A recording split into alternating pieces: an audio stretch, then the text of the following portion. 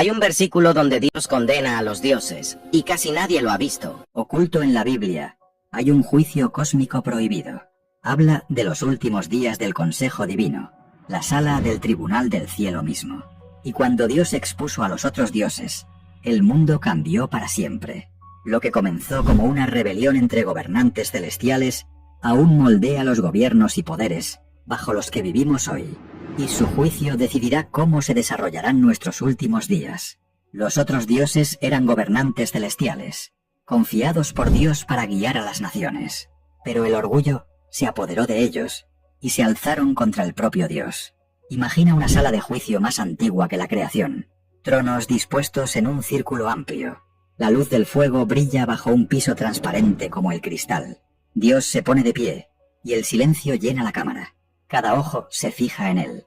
El juicio que viene alcanzará los confines de la creación. A su alrededor, los otros dioses toman asiento. No son mitos ni ídolos, sino poderes reales, designados para guiar a las naciones que pronto surgirán. Entonces, un rollo se abre en su mano. Muestra un mapa con los nombres de 70 naciones. Cada una es confiada a un guardián. Sobre todas ellas, el Altísimo se reserva una porción para sí. Los cielos observan cómo se asignan las naciones, y el mapa es sellado. Algunos de estos gobernantes serán leales, otros se apartarán, y esa decisión dará forma al mundo. Pero el fuego que arde ante el trono de Dios, algún día los llamará a Pac a rendir cuentas. El mismo tribunal que les dio poder, lo retirará. La historia comienza en esta sala de juicio. Cuando Dios dividió a las naciones, fijó sus límites conforme al número de los hijos de Dios. Pero Israel fue la porción del Señor. Esa frase, hijos de Dios, es la clave. Cambia por completo nuestra visión de las naciones. Algunas copias posteriores la cambiaron por hijos de Israel. Pero nuestros manuscritos más antiguos, como los rollos del Mar Muerto, conservan la lectura original. Significa gobernantes celestiales que sirven bajo el mandato de Dios. Estos son los otros dioses mencionados a lo largo de las Escrituras. No son iguales, son administradores. Aquí la Biblia revela cómo el cielo y la tierra están vinculados. Dios dirige la historia como un tribunal. Asigna supervisión real, pero con responsabilidad incluida. El mismo salmo que antes cantaba sobre la creación, luego muestra al juez en medio de estos seres, llamándolos a responder. Pero antes de ese juicio, ocurrió Babel. Génesis 11 muestra el momento en que la humanidad rechazó su llamado. Las personas hablaban una sola lengua y construyeron una torre en la llanura de Sinar. Intentaron alcanzar el cielo por su propio camino. Dios los detuvo confundiendo su idioma y esparciéndolos por la tierra. Deuteronomio 32 nos cuenta lo que pasó después, tras el velo. Al dispersarse los pueblos, el Consejo Celestial recibió sus asignaciones. Cada nación quedó bajo un gobernante distinto. Así comenzaron las naciones, con la tierra reflejando el orden del cielo. Imagina ese mapa. 70 familias de Génesis 10, todo el mundo humano. 70 representa plenitud. Cada familia se convierte en un territorio. Cada gobernante en custodio de justicia y verdad. Pero algunos distorsionarían esa confianza, convirtiendo la justicia en dominio. Su caída es parte de la historia que aún se desarrolla. Otras culturas antiguas contaban historias similares sobre muchos dioses bajo un soberano supremo. Las escrituras confirman la estructura, pero afirman una verdad. Solo hay un Altísimo. El Consejo no es una amenaza al monoteísmo. Demuestra orden bajo un solo trono. Y la administración implica responsabilidad. Llegará el día en que el juez se levante entre ellos otra vez, como mostrará el Salmo 82. Génesis 12 dice: El Señor dijo a Abraham, deja tu tierra. Con ese mandato, Dios comenzó el plan para recuperar lo que se había perdido. Justo después de la dispersión de Babel, comienza una nueva historia. Un hombre frente a un mundo de lenguas divididas. Así es como inicia la redención. Dios concentra el plan en una sola familia para que la bendición pueda, algún día, alcanzar a todas las familias. La elección no es favoritismo, es estrategia. Observa el patrón, la humanidad esparcida, las naciones asignadas, un hombre elegido. A través de él, toda la tierra será sanada. La historia bíblica de Israel solo cobra sentido dentro de este marco judicial. Cada pacto y profecía fluye desde aquella decisión en Deuteronomio 32. La porción del Señor se convierte en el canal por el cual cada otra porción regresará. Así se traza el mapa. El consejo toma asiento. La historia se convierte en un largo proceso de revisión, administradores puestos a prueba, justicia exigida y una promesa que se despliega en silencio a través de la línea de Abraham. Deuteronomio 32:8, el versículo escondido a plena vista, explica por qué las escrituras luego suenan como una serie de procesos legales. Babel preparó el escenario. Dios dividió a las naciones, nombró a sus supervisores y comenzó la lenta reversión que culminaría en la sala de juicio del Cordero. La historia del consejo comienza aquí, en el polvo de Sinar y el canto de Moisés. La sala regresa, pero la luz ahora es distinta. Parpadea sobre los tronos como una advertencia y cada rostro sabe que algo ha salido mal entre los gobernantes. Dios se levanta y el sonido de su voz llena el recinto. Pregunta: ¿hasta cuándo juzgarán injustamente y favorecerán a los malvados? Es la escena descrita en el Salmo 82, un pasaje breve, solo 8 versículos, pero que lleva el peso de un juicio cósmico. Aquí Dios juzga a los otros dioses. El Salmo usa la palabra Elohim, un término hebreo para referirse a seres celestiales, poderes del mundo invisible. Algunos lectores dicen que este salmo habla de gobernantes humanos, pero el contexto cuenta otra historia, cuando Dios dice: ustedes son hijos del Altísimo, pero morirán como cualquier hombre. Queda claro que está hablando a seres divinos que alguna vez creyeron que la muerte jamás los alcanzaría. Ahora, la sala del juicio se llena de tensión, mientras Él enumera sus crímenes uno por uno. Torcieron la justicia, protegieron a los corruptos, abandonaron a los débiles y a los pobres. Y mientras Él habla, la cámara tiembla. El cielo escucha, mientras el juicio comienza a caer. Esta es la primera acusación, el acto inicial de una guerra que llegará hasta la tierra misma. Luego llega el veredicto: poder retirado, honor despojado, inmortalidad revocada. Los tronos que antes ardían con luz comienzan a apagarse, y en ese momento el cielo emite su primera citación. La acusación era sencilla, y todos en la sala la sabían. Gobernaron, pero gobernaron injustamente. Usaron el poder para sí mismos y olvidaron la misericordia, lo mismo que estaban destinados a proteger. Incluso el apóstol Pablo dijo lo mismo siglos después. Explicó que cuando las personas ofrecían sacrificios a los ídolos, en realidad los ofrecían a espíritus oscuros, no a Dios. Esos mismos poderes estaban detrás de las antiguas naciones, torciendo la verdad y alimentando el orgullo. Así que el Salmo 82 corre el velo. Nos muestra lo que realmente ha estado ocurriendo todo este tiempo. La sala del juicio del cielo ha estado en sesión desde siempre, y al final de ese salmo se alza un clamor que lo cambia todo. Levántate, oh Dios, y juzga la tierra, porque todas las naciones te pertenecen. Ese es el punto de inflexión, porque el mismo juez que quita el poder a estos falsos gobernantes ahora reclama el mundo como suyo. La tierra que fue dividida en Babel un día será reunida bajo su gobierno. Cuando el cielo corrige lo que está mal, siempre se derrama sobre el mundo de abajo. Cada guerra, cada ídolo, cada sistema construido sobre el orgullo, las escrituras dicen que son síntomas de este juicio mayor. El veredicto del juez atraviesa la historia misma, tocando a reyes y concilios y moldeando el ascenso y caída de las naciones. Las primeras rebeliones nos muestran por qué fracasó el consejo. ¿Por qué se volvieron contra aquel que los creó? Los gobernantes que una vez fueron dignos de confianza para custodiar la creación, rompieron su lealtad y se unieron a la rebelión. Su historia se despliega en 3 momentos: Edén, los vigilantes y Babel. Todo comienza en el jardín, donde el cielo y la tierra se encontraban. Allí, el orgullo echó raíces por primera vez.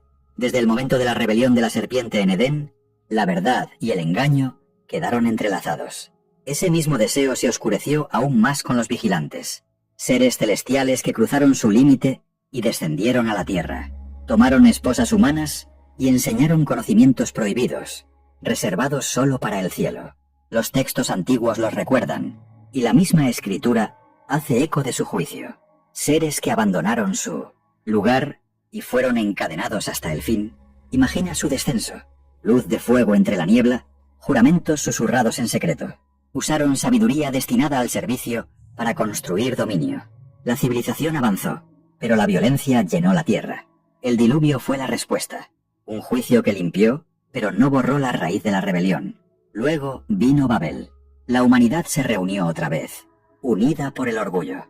Hagámonos un nombre, dijeron, y construyeron hacia arriba, intentando alcanzar el terreno divino por su propia fuerza. Fue una rebelión desde abajo, reflejando la rebelión desde arriba el mismo impulso de reclamar lo que solo pertenece a Dios. Así que Él los dispersó, confundió su idioma y dividió a las naciones. Esa dispersión colocó a las familias del mundo bajo gobernantes celestiales.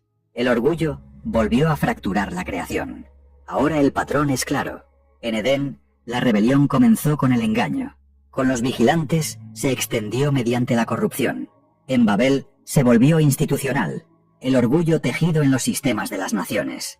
Cada caída se construyó sobre la anterior, alimentada por el mismo deseo de gobernar sin someterse.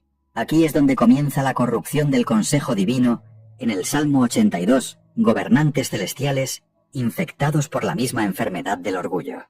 Sin embargo, incluso aquí, el juicio contiene misericordia. El exilio preservó la vida. El diluvio reinició la historia. La dispersión en Babel evitó la ruina total.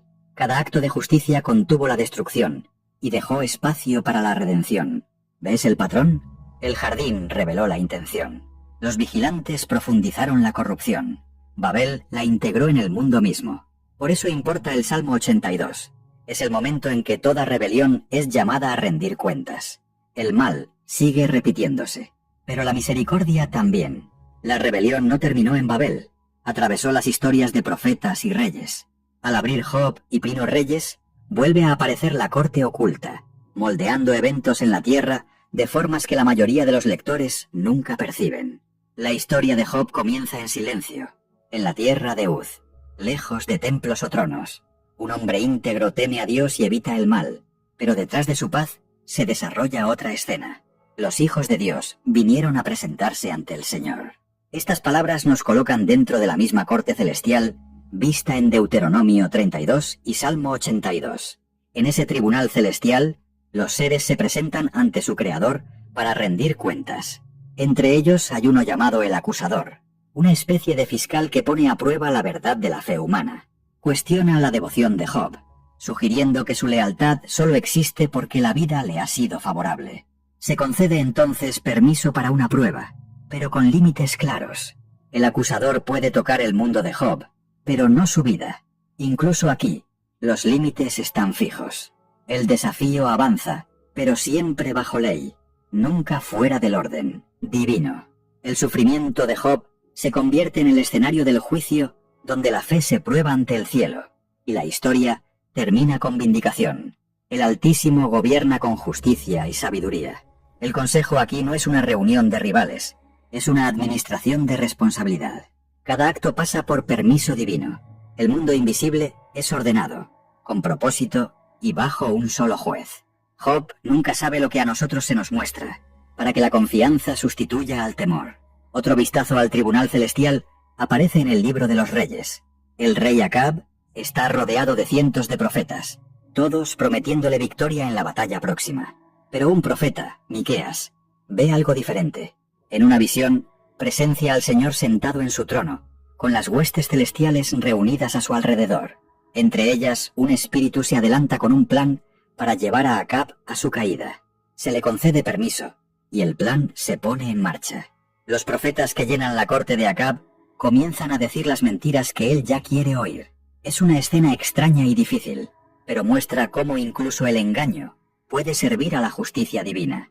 El espíritu actúa con libertad, pero dentro de los límites que Dios permite. Las mentiras mismas se convierten en parte de la sentencia contra un rey que ya ha rechazado la verdad. El mismo patrón continúa en los profetas. Isaías, Miqueas y otros describen escenas donde el cielo y la tierra son llamados a testificar lo que ocurre entre el pueblo de Dios. Hablan de juicios, de acusaciones y veredictos, donde el juicio y la misericordia se entretejen. En sus visiones, la creación misma se convierte en la sala del juicio. Las montañas, el cielo y las naciones son convocados para escuchar el caso. Cada profeta se presenta como mensajero de ese consejo invisible, llevando sus veredictos al mundo de abajo. Desde el principio de Génesis hasta la voz de los profetas, el ritmo permanece igual. El Altísimo habla desde su consejo, da su decreto y lo transmite por medio de mensajeros humanos. La corte nunca se cierra realmente. Su enfoque simplemente se desplaza, de los gobernantes celestiales a los reyes y reinos de la tierra. Piensa en el valor que eso requería. Miqueas fue encarcelado por decir la verdad. Isaías enfrentó a reyes que no querían escuchar. Sin embargo, ambos hablaron como testigos del trono mismo, no adivinando la voluntad de Dios, sino anunciando un veredicto ya decidido. Aquí, la administración celestial toca la vida común. El mismo consejo que decide imperios también moldea el sufrimiento de un hombre, la caída de un rey, el arrepentimiento de una nación. La escritura se mueve entre el polvo de la tierra y la luz del cielo porque ambos pertenecen al mismo gobierno. Los profetas nunca fueron independientes. Eran corresponsales de la sala de juicio más antigua de todas. ¿Reconocerías la voz de ese tribunal si hablara hoy? Los registros de Job y Miqueas muestran que la justicia divina es tanto personal como inmensa. Puede alcanzar a un solo hogar o sacudir a un reino. Se mueve con consentimiento y propósito, con una santidad que nunca se doblega. Así gobierna el Altísimo su mundo, mediante orden, consejo y verdad hablada incluso cuando le cuesta todo al mensajero. Pero ahora el velo se levanta. El trono por el que hablaron empieza a hablar por sí mismo. Lo que ellos vieron en fragmentos, Daniel está a punto de verlo en su totalidad. La corte que una vez gobernó por medio de profetas, ahora se reúne en sesión abierta, y su veredicto decidirá el destino de todo imperio. La noche cae sobre Babilonia. La ciudad vibra bajo sus torres, el aire denso de humo de aceite y polvo. En una habitación alta, Daniel permanece despierto, con el pulso del imperio latiendo a través de las paredes. Entonces la visión se abre. Aparecen muchos tronos, no solo uno. Ríos de fuego fluyen delante de ellos. Miles están presentes. El tribunal se sienta y los libros se abren. Este es el momento para el que todas las visiones anteriores se prepararon. El Salmo 82 mostró la acusación. Ahora Daniel 7 revela el veredicto. Daniel ve bestias surgir del mar. León, oso, leopardo y una final, tan terrible que no tiene nombre. Representan imperios. Babilonia, Persia, Grecia, Roma, cada uno devorador, cada uno jactándose, hasta que el último habla con un orgullo que alcanza el cielo. Entonces la escena cambia. El anciano de días toma asiento. Vestiduras blancas como la nieve, cabello puro como la lana, fuego ardiendo bajo su trono. Es el mismo tribunal que Job y Miqueas apenas vislumbraron, ahora revelado en plenitud. El escenario es cósmico, pero el orden es legal. El tribunal se reúne, se revisan las pruebas, el dominio es reasignado, las bestias pierden su poder y su tiempo se agota. Entonces Daniel ve algo nunca visto, una figura como un hijo de hombre que viene con las nubes del cielo. La frase significa un ser humano, pero lleno de gloria divina. Se acerca al trono y recibe un gobierno eterno. El poder pasa del tribunal corrupto al gobernante fiel. La autoridad del cielo se encuentra con el destino de la tierra, a través de este único representante. Durante siglos, los estudiosos reconocieron que esta figura es más que humana. En los evangelios, Jesús se llama a sí mismo el Hijo del Hombre, citando a Daniel cuando le dice al sumo sacerdote que verá al Hijo del Hombre sentado a la derecha del poder. Esa declaración, tomada de esta visión, dejó claro que Jesús reclamaba el título del gobernante designado por el cielo, el verdadero humano que porta autoridad divina. El tribunal de Daniel da sentido a esa afirmación. Las bestias pierden el control, las acusaciones se confirman y el Hijo del Hombre recibe el reino que no tendrá fin. Así es como la Escritura muestra la historia como juicio. El orgullo humano colapsa mientras la verdadera humanidad, representada por el Mesías, toma el lugar que le corresponde. Los libros en la visión son registros de cada acto, cada juramento, cada injusticia. Su apertura significa que nada oculto queda sin tratar. El dominio pasa a manos que gobernarán con misericordia y justicia. La visión conduce a la adoración. Todos los pueblos, naciones y lenguas sirven al rey humano. Es la reversión de Babel. Las familias dispersas de la tierra reunidas bajo un solo gobierno justo. Las mismas naciones que antes fueron gobernadas por poderes caídos son restauradas al Hijo del Hombre. El juicio de los siglos no termina en destrucción, sino en delegación. El juez vuelve a confiar la creación a un gobernante que nunca fallará, cumpliendo el primer llamado de la humanidad en Edén: gobernar el mundo bajo la autoridad de Dios. Las bestias mostraron lo que ocurre cuando el poder se ejerce sin Dios. El Hijo del Hombre muestra lo que sucede cuando el poder se restaura a través de él. Para los creyentes, este momento define la identidad. Daniel escribe: los santos del Altísimo recibirán el reino. Significa que los que están unidos al Hijo del Hombre comparten su herencia. El veredicto del tribunal se convierte en su vindicación. La historia ya no es lejana. Nombra nuestro futuro. Los primeros cristianos vieron cumplida la visión de Daniel en la cruz, la resurrección y la ascensión. El Hijo del Hombre alcanzó el trono a través del sufrimiento y entró en el dominio mediante la obediencia. El tribunal de Daniel es la respuesta del cielo a cada reclamo imperial. Ninguna bestia reina para siempre. El caos de la historia cabe dentro de este juicio. Cada trono caído demuestra la necesidad de un gobernante justo. El juicio aquí no es destrucción, sino restauración. El veredicto ya ha sido pronunciado. Ahora espera ser ejecutado. La visión se desplaza del cielo a la tierra, de los tronos a una colina fuera de Jerusalén. El sonido es martillo contra madera. Una multitud se reúne mientras un imperio ejecuta su sentencia, creyendo que está acabando con una rebelión. Pero el cielo ve otro tribunal en acción, la mayor inversión de la historia. Pablo lo describe después en Colosenses. Por medio de la cruz, Cristo desarmó a los gobernantes y autoridades y los exhibió públicamente. Mientras los soldados levantaban la viga, otro juicio se abría. El príncipe de este mundo perdía su derecho, y los poderes que acusaban a la humanidad veían sus pruebas borradas. Durante generaciones, esos poderes gobernaron mediante la culpa. Cada fracaso, cada ley quebrantada, era un cargo mantenido en el expediente. Pablo explica que Dios anuló el acta de los cargos que había contra nosotros, la quitó de en medio y la clavó en la cruz. En los juicios romanos, el cargo se colocaba sobre el condenado. Ese día, el letrero decía: Rey de los judíos.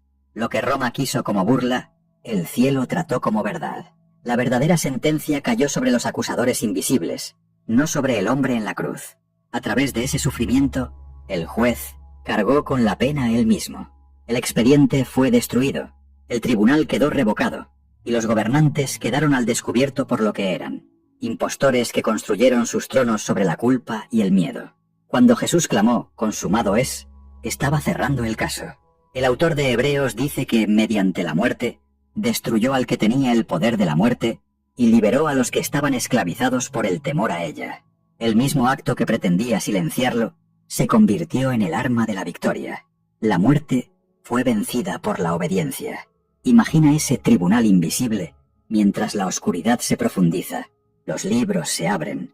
El acusador está listo para hablar, pero el juez baja del estrado, toma el castigo y cancela la acusación. La ley permanece santa, pero su maldición es levantada. Los gobernantes pierden su autoridad porque su poder dependía de la acusación, y una vez que la culpa fue eliminada, sus armas desaparecieron. Eso es lo que significa que fueron desarmados. Por eso el Evangelio es más que consuelo, es un veredicto de liberación.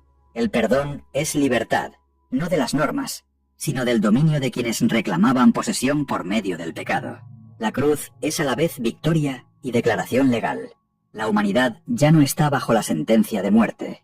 La tradición cristiana primitiva recordó vívidamente este momento. Pedro escribió que después de su muerte, Cristo proclamó victoria a los espíritus en prisión. Una frase misteriosa, pero que encaja con el patrón. El juez que dictó el veredicto ahora lo anuncia a los poderes encarcelados. Su tiempo ha terminado. El cielo estalla en celebración. La maldición es revertida, la deuda eliminada, los gobernantes desenmascarados. Cada tribunal anterior conduce a este punto. La acusación del Salmo 82 encuentra su cumplimiento. El juicio de Daniel halla su ejecución. El Hijo del Hombre reina porque entró en la sala del juicio de la muerte y salió con vida. Desde este punto, el veredicto avanza hacia el mundo. La autoridad del Hijo es completa, pero la noticia aún debe ser anunciada. El siguiente movimiento de la historia comienza cuando ese veredicto viaja por caminos, lenguas y naciones que antes estaban bajo el dominio de esos poderes caídos. La libertad ahora significa misericordia donde antes reinaba la culpa. La cruz es altar y tribunal, sufrimiento y coronación, el punto de inflexión de toda la historia, el momento en que termina la acusación y comienza la adopción. La historia gira del tribunal hacia la misión. La victoria legal de Dios se convierte en una recuperación global. Todo comienza con un número.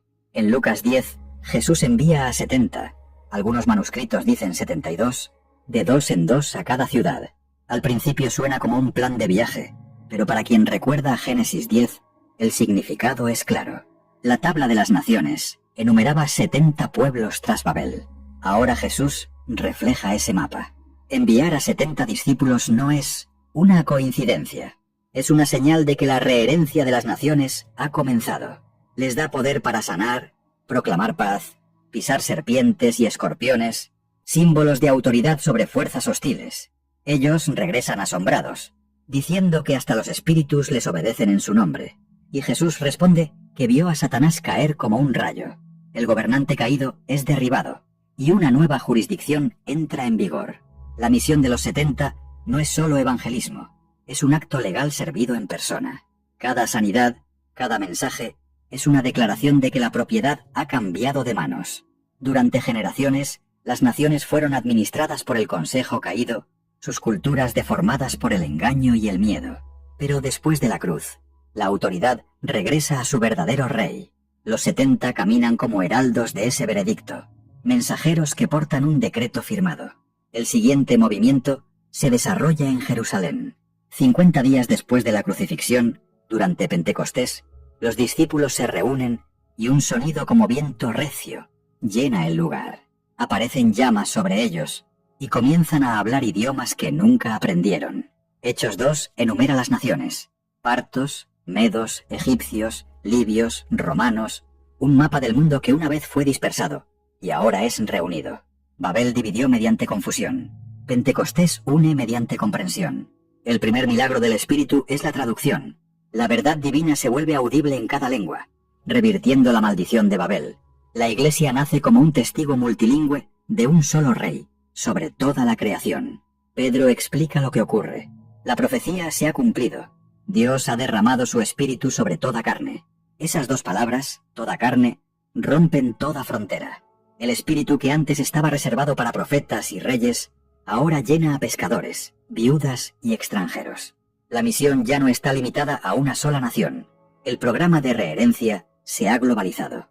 Pablo escribe más adelante que por medio del Evangelio, los gentiles llegan a ser coherederos y miembros del mismo cuerpo. Cada iglesia nueva, Corinto, Éfeso, Filipos, marca territorio recuperado. Cuando los creyentes de Éfeso queman sus libros de ocultismo en Hechos 19, es más que arrepentimiento, es transferencia legal. Los ídolos pierden a sus clientes. Los poderes pierden su control. El reino se expande no por conquista, sino por testimonio. Imagina el cambio. Calles que antes resonaban con cánticos a Artemisa, ahora llenas de alabanzas al Cristo resucitado. Cada idioma y cultura se convierte en testigo en lugar de prisión. Las naciones no son borradas, son redimidas. Los números cuentan la historia. 70 enviados, un espíritu derramado, cada familia invitada de nuevo a la promesa dada a Abraham, que por su simiente todas las naciones serían bendecidas. La herencia que una vez fue dividida, ahora está unida bajo el Hijo del Hombre. La misión entonces no es mercadeo, es ejecución. La Iglesia lleva a cabo una restauración legal.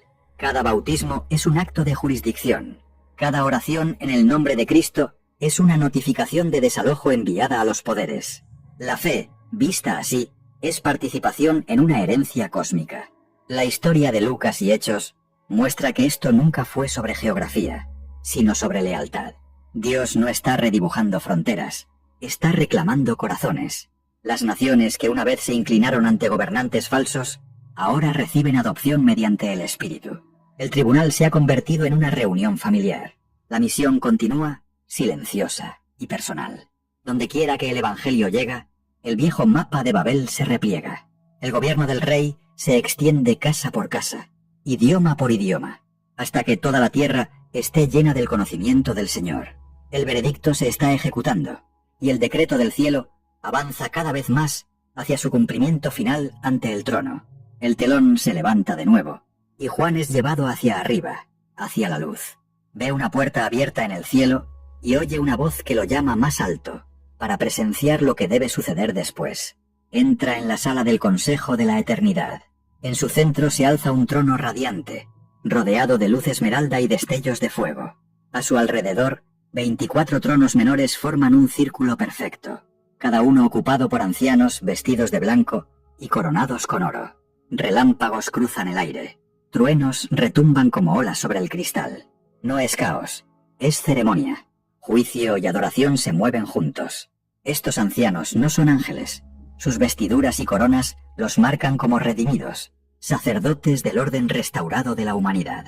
El número 24 recuerda las divisiones sacerdotales de Crónicas, donde todo Israel era representado ante Dios. Ahora, estos 24 representan toda la creación, testigos ante el trono, afirmando el veredicto asegurado en la cruz. Cada detalle habla en el lenguaje de la ley. El trono es el asiento del juicio. En la mano derecha de aquel que se sienta sobre él hay un rollo, sellado 7 veces, escrito por ambos lados, la señal antigua de un decreto oficial. Solo un heredero legítimo puede romper sus sellos. Este rollo es el título de propiedad de la creación, el registro legal de la redención. Pero por un momento, no se encuentra a nadie digno de abrirlo. Juan llora mientras la sala del juicio contiene el aliento. Entonces uno de los ancianos dice: «No llores, el león de Judá ha vencido». Juan mira para ver al león, pero ve a un cordero, herido, pero de pie. Fuerza revelada a través del sacrificio. El cordero se acerca al trono, toma el rollo y el cielo estalla en respuesta. Un canto se eleva en la sala. Eres digno de tomar el rollo y abrir sus sellos, porque con tu sangre redimiste para Dios a gente de toda tribu, lengua y nación. Los ancianos se postran ante él, cada uno con un arpa y copas de oro llenas de incienso, las oraciones de los santos. La adoración misma se convierte en parte de la ejecución. Lo que se ganó en el Calvario ahora se aplica en el registro celestial. Los 7 sellos que siguen desatarán juicios sobre el mundo, no como pruebas nuevas, sino como la ejecución de una sentencia ya dictada. El Cordero es tanto heredero como ejecutor. Los ancianos se mantienen como testigos de que cada acto de justicia es justo. A su alrededor, los ángeles repiten el himno. Digno es el Cordero que fue inmolado de recibir poder, gloria y bendición. Aquí se completa la simetría. Las naciones que antes estuvieron bajo falsos dioses, ahora son la herencia del Cordero. El tribunal que antes estaba lleno de poderes corruptos, ahora está ocupado por la humanidad redimida. Los ancianos sacerdotales se sientan donde antes estaban los gobernantes caídos. La transferencia está completa, el cumplimiento del veredicto del Salmo 82. Los Elohim rebeldes mueren como hombres, y los fieles reinan con el Hijo. El trono representa la soberanía, el rollo representa la propiedad, los ancianos son el jurado de testigos, y el Cordero es el heredero que trae la justicia final de Dios. Imagina el sonido, miles de voces uniéndose a los ancianos en una sola declaración. La sala del juicio celestial tiembla con adoración porque el caso está cerrado. La rebelión ha sido juzgada, y el destino de la tierra reclamado. Cada oración, cada acto de fe en la tierra, ahora se alinea con este momento. La Iglesia no crea la victoria, la confirma. El canto de los ancianos es nuestra convocatoria, vivir como testigos de un veredicto ya ganado. Casi se puede sentir a la creación afirmarse, la calma después de leída la sentencia. El decreto sellado está en marcha, y el trono ha recuperado lo que le pertenece. El Cordero reina. Los ancianos testifican, la justicia ahora canta, y mientras los sellos comienzan a romperse, la historia avanza hacia su último ajuste de cuentas, la caída de todo poder restante y la sanación de las naciones que una vez gobernaron. Los poderes han perdido su caso, pero aún merodean en las sombras, inquietos, heridos, reacios a soltar lo que ya no les pertenece. El tribunal ha dictado sentencia, y aún así, la historia siente su resistencia. Pablo describe esta tensión en Efesios 6, llamándolos gobernantes y autoridades de este mundo de tinieblas. Son los restos del consejo caído, derrotados legalmente, pero aún activos en el campo. Su desafío ahora se esconde tras el engaño.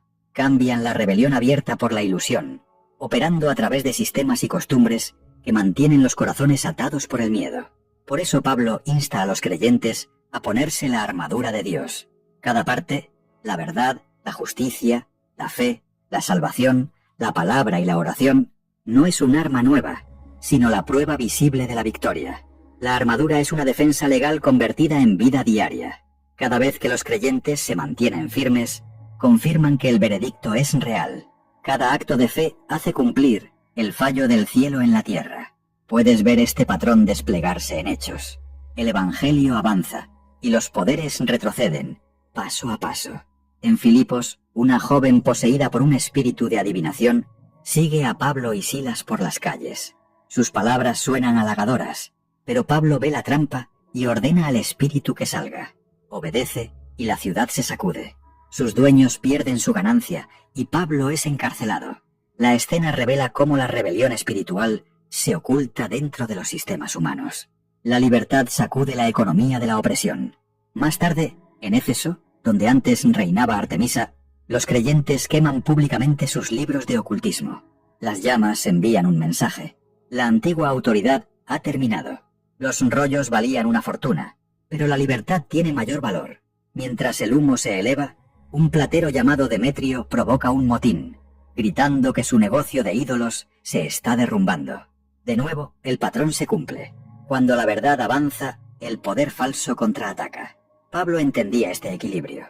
En Romanos, dice a los creyentes que respeten las autoridades gobernantes, porque incluso sistemas defectuosos pueden servir al orden divino. Pero también advierte que esas mismas estructuras pueden ser torcidas cuando se ignora la verdad. La iglesia primitiva vivía dentro de esa tensión, honrando la ley, pero reconociendo cuando la oscuridad llevaba la corona. Seguir a Cristo significaba mantenerse alerta, discerniendo cuándo la justicia estaba alineada con el cielo y cuándo se había desviado de él. Si hubieras caminado por esas calles, habrías visto el miedo y la libertad lado a lado. Comerciantes susurrando sobre esta nueva fe, templos medio vacíos, familias divididas entre los dioses antiguos y una nueva esperanza.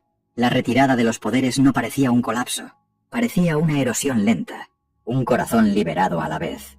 Y la lucha continúa. Cada generación encuentra nuevos ídolos, cada cultura nuevos disfraces para el orgullo y el control. Los nombres cambian, pero el patrón permanece. El engaño con rostro de progreso. El mandato final de Pablo sigue vigente. Después de haberlo hecho todo, permanezcan firmes. Esa es la postura del que hace cumplir. Estable, alerta, sin miedo. Los poderes aún rugen, pero rugen en retirada. Su caída ya es segura.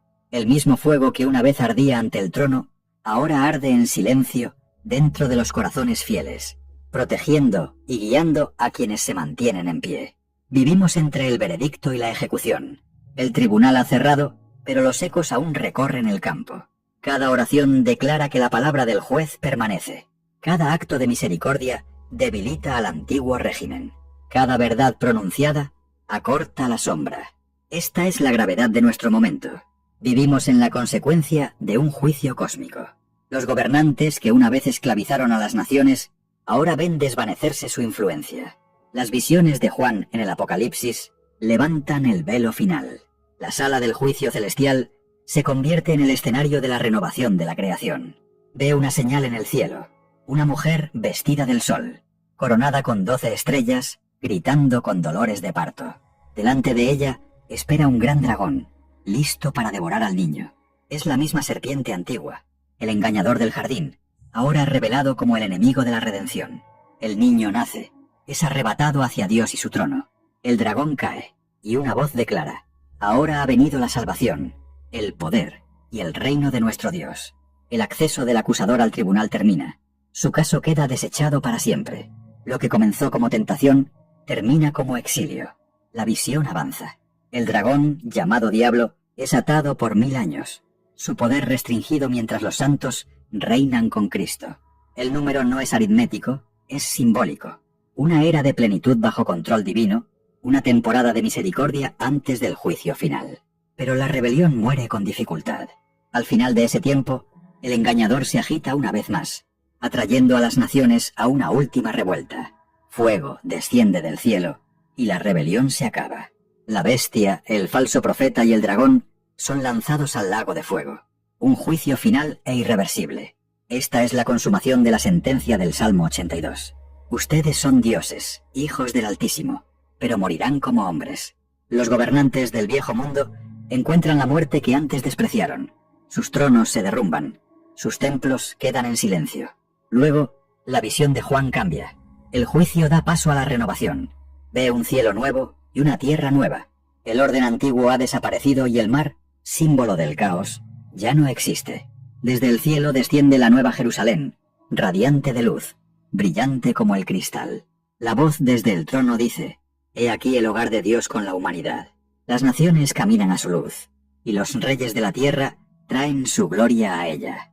El mundo que una vez fue dividido en Babel, ahora se reúne en paz. Cada símbolo revierte la maldición. El fuego del dragón se convierte en el río de la vida. Los tronos de corrupción en asientos de servicio. Los árboles dan fruto cada mes, y sus hojas sanan a las naciones.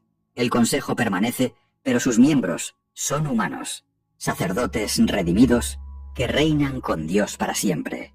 El Altísimo ha recuperado su mundo mediante justicia y misericordia. Imagina el silencio tras esa tormenta. No vacío, sino asombro. Justicia completa. Creación restaurada. Los fieles junto al Cordero, sus cicatrices ahora brillando como medallas de victoria. La historia que comenzó en rebelión termina en armonía. Los otros dioses se desvanecen del registro, sus nombres disueltos en el olvido. Lo que permanece es la fidelidad de aquel que juzgó con justicia y sanó con paciencia. Todo poder caído es ahora prueba de su constancia, y la humanidad, una vez perdida, ahora toma su lugar legítimo. Llevar su imagen, gobernar, con amor, servir en paz. El consejo divino no ha desaparecido, ha sido purificado.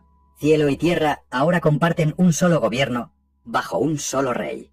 Imagínalo, sin acusación, sin maldición, solo luz que fluye por las calles de una ciudad donde Dios habita con su pueblo. El río corre claro, las puertas nunca se cierran, y la voz del trono dice: «Yo hago nuevas todas las cosas». El destino de los otros dioses nunca fue el centro de la historia. Fue el telón de fondo para revelar la fidelidad del juez. Él disciplina para restaurar. Termina la rebelión para comenzar la renovación. El veredicto nunca fue solo destrucción, fue la creación finalmente sanada. La rebelión ha terminado. El caso está cerrado. Las naciones han vuelto a casa. La Biblia termina aquí. Justicia hecha, misericordia revelada. Dios dio a las naciones su lugar, sus gobernantes fallaron, y el tribunal celestial emitió juicio. En la cruz, toda acusación fue borrada, y en el Apocalipsis, el veredicto se cumplió. Lo que comenzó en Edén termina en restauración. El trono permanece firme. El mundo pertenece a su verdadero rey. El consejo sirve de nuevo. La humanidad redimida cumpliendo su propósito original. Cada rincón de la creación refleja una verdad. Dios vence por fidelidad. Hoy vivimos en medio del despliegue de esa victoria. Los poderes pierden terreno. El reino se extiende en silencio. El mundo está siendo renovado. Así que vive como alguien ya recuperado. El juez ha hablado. El Cordero reina. Y la sala del juicio se ha convertido en un hogar. La historia nunca fue sobre temor. Siempre fue sobre pertenecer a aquel que hace todas las cosas bien.